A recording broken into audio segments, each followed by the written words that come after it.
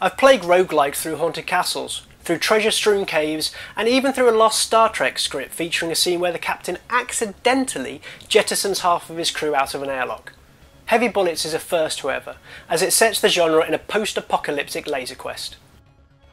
Through its low polygon count on neon colours, it cuts quite a sight, yet beyond the striking visuals, it contains an impressively competent game. Never overstretching itself, it keeps very tight, and in doing so proves a surprising draw. Part of what makes Heavy Bullets so interesting is its ammunition, unsurprising given its name.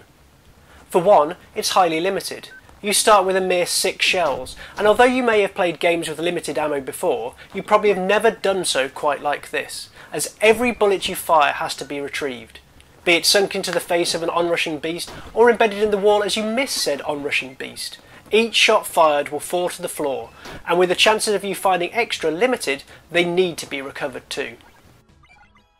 The whole premise leads to a heightened level of pragmatism when squeezing the trigger.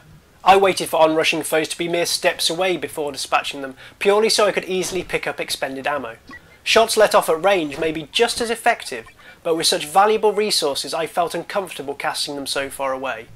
It may not be strictly a game for the cautious, but those with twitchy mouse fingers will find themselves listening to the sound of an empty chamber narrowly before seeing a game over screen. It's clear that developer Terry Velman wants you to concentrate on your gun, as furthermore every bullet has to be individually reloaded. It became somewhat of a nervous twitch to fire and reload, but when you need to go and retrieve the bullets prior to reloading, it can induce states of panic. There you are defending against a fair number of threats, when halfway through the firefight you're scrabbling around on the floor looking for bullets.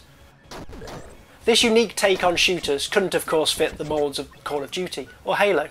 The sheer number of bullets expended in their opening scenes pay testament to that. Heavy Bullet instead introduces you to its own world, one of simple rooms and a palette of colours last used readily on the ZX Spectrum. It's extremely angular, with each wall coming off the next at right angles and reaching high into the sky. Primitively shaped trees and rocks are scattered throughout too, each proudly showing just how few polygons they are made from, and adding to the feeling that you're prowling through a deadly walled garden.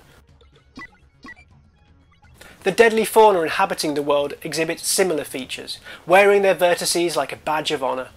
The basic threats appear to be a demonic version of Choo Choo Rocket's cat, a black, vaguely spherical feline with huge teeth that charges towards you, mouth chomping. Backing it up are large fang wasps and strange insectoids that cower behind a defensive carapace. They're all relatively sedate adversaries. Very rudimentary AI cause them to advance in a straight line, making it very easy to predict movements, and meaning they should only be a problem if there are more of them than you have bullets. In addition, there are snakes that lie camouflaged in bushes, suicidal bomb bugs that rush to greet you, and an armoured mole whose only weak spot is his delicate behind. Backing up their efforts are also a collection of turrets, whose sustained but periodic fire will see your diminutive health bar deplete quickly. Though all possess quite simple approaches to taking you down, they can provide an uncomfortable mix, doubly so when the turrets themselves sprout wings deep into the game. It's at those points that all your planning can go to pot. It's all too easy to fire off your precious ammunition and leave yourself unprotected, circle strafing a turret, desperately trying to pick up just one last bullet whilst avoiding the crafty snakes in the bushes. All those upgrades that you've bought can seem wasted, but equally, loading it with the right tools can save your life. A host of useful items are available from the vending machines found throughout the levels. From health potions to landmines, they all offer a way out, and at times, opening a door and lazily sending in a homing bomb is just as effective as peeking your head round. With only 1 or 2 spots available, it again helps focus your playstyle, and never allows you to feel as though you're invincible.